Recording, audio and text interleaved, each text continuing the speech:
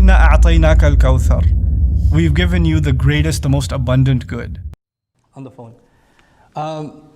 You see, the vast majority of Muslims today, or such a huge number of Muslims today, that are educated.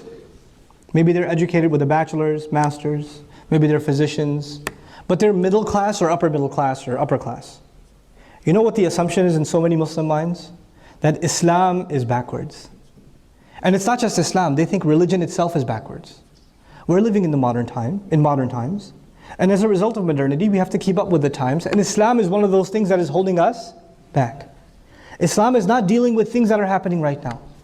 When we create practical Islamic education that deals with realities of our time, then we are able to display in the most intellectual fashion that Islam in fact doesn't just deal with the situations of our time, the needs of our time, the criteria, the areas of inquiry of our time, but actually has solutions in these areas that haven't yet even been discovered.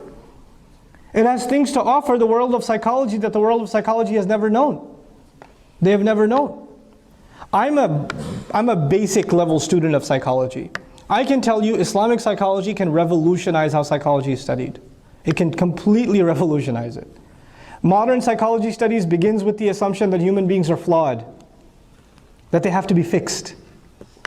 They're just flawed. I mean, from Freud onwards, we're messed up and we have to get unmessed up. So whether it's by means of pills or therapy, whether it's cognitive or medical, clinical psych, you have to undo the mess that you are. Islam begins with the premise that you are flawless. كُلُّ مَوْلُودٍ يُولَدُ عَلَى الْفِطْرَةِ. You start with fitrah. And then there were corruptions that came in. You have to, if you can undo the corruptions, there's something good at the bottom. There's something pure. There's something great at the essence of the human being. Is our approach going to be completely different as Muslim psychologists? Yeah. It's going to be totally different. Islamic psychology says your whims, your desires, what you wish for, what you want. Allah put that in you, but you have to control it in order to achieve happiness. If you let your desires control you, you will be miserable in this dunya and in the akhirah. Modern psychology says do what feels good. Do what feels good. That's what they'll tell you.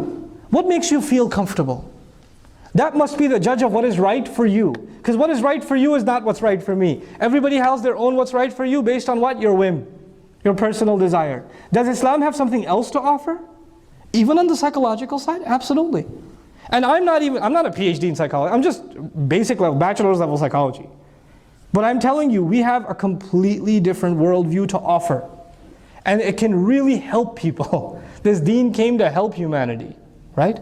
So we are going to be able to give the highest levels of education in Islam if we address the foundations. This is the few things that I wanted to share with you about the renaissance in Islam, that inshallah ta'ala, I'm completely optimistic that it's coming. If we have the vision for it and we have the drive for it, bi'idhnillah ta'ala, we will achieve it. In our own lifetime, we will see a revolution in how Islam is understood all across the world, and the ummah will be uplifted in its information, in its understanding, and in its application.